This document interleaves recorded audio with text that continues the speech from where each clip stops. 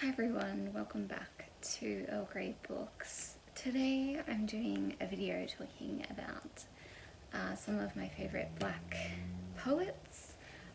Most of these are First Nation Australians, but there are a couple of other Americans and I think maybe a Brit.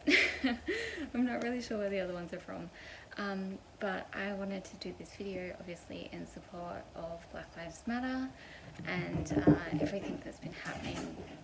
Sorry, that's Percy again. So I've not made a video up until now because I wasn't really sure what I wanted to talk about. I kind of didn't know I didn't know what to talk about. I have been retweeting things and tweeting things out and following the news and donating where I can and all that sort of stuff and reading as much as I possibly can. So yeah, rather than rehash what other people have said and not do it nearly as well, I'm gonna link a bunch of resources that I found really helpful during this time. And yeah, I thought I would talk about poetry because I haven't really seen anyone do that. I've seen a lot of people talk about different non-fiction and different fiction works, of course, and I find a level of comfort in poetry that I don't really find in anything else.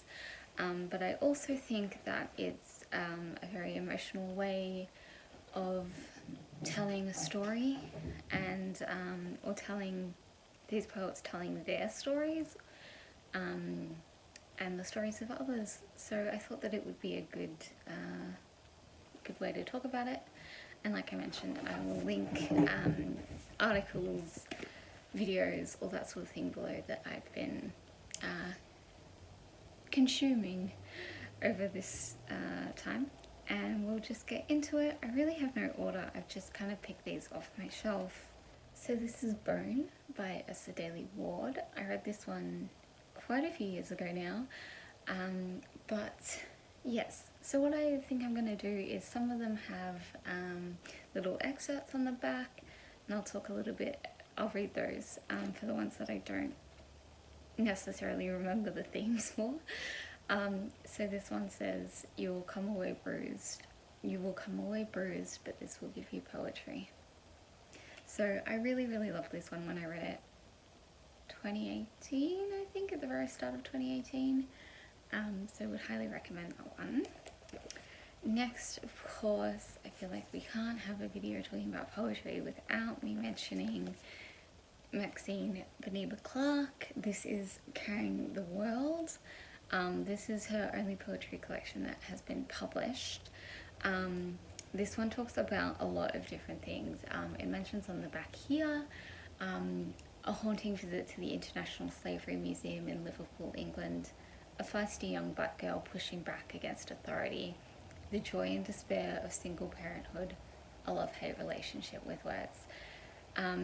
If you've been watching my channel for a while, you probably know how much I love Maxine, and I really loved this collection as well. Next up we have two by the same author, and that is Ellen Van Nieuwen. This is her first collection, Comfort Food, and this is Throat, which just came out in April. These are among my favourite poetry collections of all time. In fact, all of these are, I'm going to be honest with you. Van Nieuwen is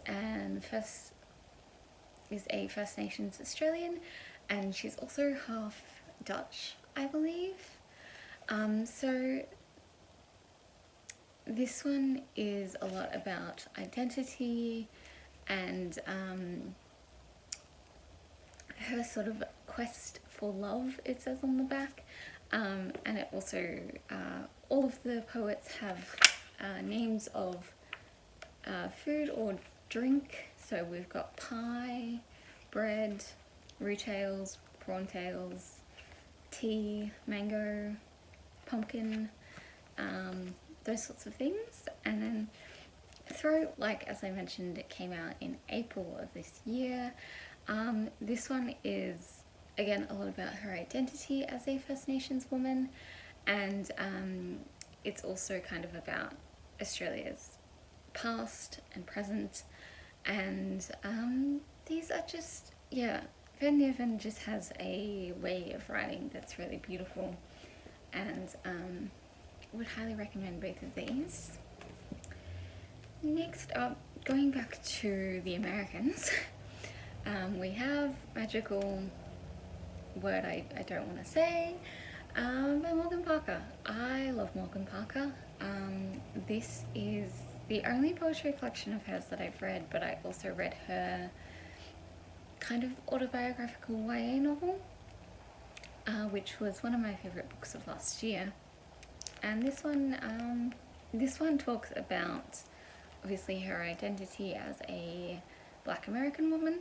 Her poetry just has some of the best, like, names ever. So one here is Ode to Fried Chicken's guest appearance on Scandal. Diana Ross, Finishing a Rib in Alabama, 1990s. My sister says white supremacy is turning her crazy. And yeah, just a whole bunch of kind of really interesting poets, really interesting poems, and would just highly recommend this. Let's go back to some Australians. We have this one. This is Firefront, which is First Nations Poetry and Power Today by Alison Whittaker. This one came out on the same day as Throat. Ellen Van Niven is in this one as well. So basically this is 5 different sections where 5 different First Nation authors have written a little essay, and then there's a collection of poetry, and then another essay, and so forth. So this has some really incredible people in it. I love Alison Whittaker, but it also has Ellen Van Niven, it has Alexis Wright, it has Archie Roach, it's got Claire G. Coleman, just a whole bunch of really awesome people. One of the essays is written by Bruce Pascoe, who wrote Dark Emu. If you haven't read that, that's a non-fiction book about First Nations people and basically what white settlers got wrong about the way that they dealt with agriculture. It's a really interesting book. Highly recommend it, and highly recommend this one too. And speaking about Alison Whittaker, I have Blackback. So this is her poetry collection. It's kind of like a twist of like memoir and satire as well in those poems. So yeah, these are a bit kind of longer than what I usually read. I read this one late last year, and I really enjoyed it. One of my favourite ones is actually this one here, which is called Many Girls White Linen, which also is in this one. And yeah, I really enjoyed this one. Alison Whittaker is just an incredible poet, so would highly recommend checking out these two. Last Aussie one here. This is Kindred by Curly Saunders. So this one is a lot about Saunders' commitment to country, but also kind of it's a bit about love, and this is one of the most hopeful poetry collections that I've read. It's, you know, it has its moments, but on the whole, it's quite a sort of positive and beautiful spin on things, where I feel like poetry can be quite depressing at times. So I really like that one, especially for that aspect. And then finally, finishing off with this one, because I feel like this is the one that most people would have heard about, and that is Citizen by Claudia Rankine. Rankine?